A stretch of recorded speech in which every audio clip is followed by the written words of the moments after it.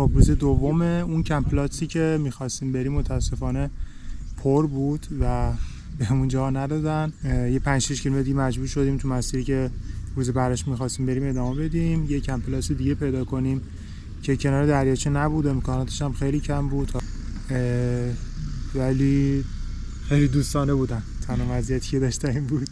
امروز مسیرمون خیلی کمه، 32 کیلومتره، به خاطر اینکه میخواستیم دم دریاچه بعدی هم وایستیم.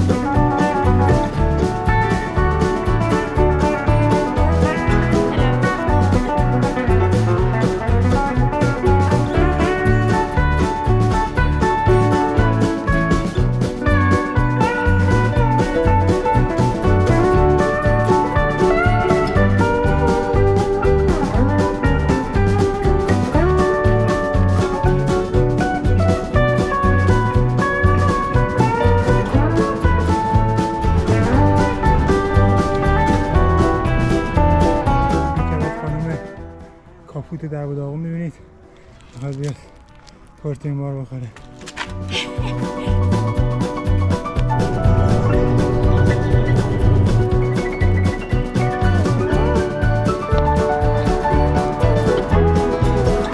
امروز کلا مسیر خیلی خشک و بیابونیه، شاید به خاطر آفتاب اینجا به نظر میرسه ولی اصلا قشنگ نیست.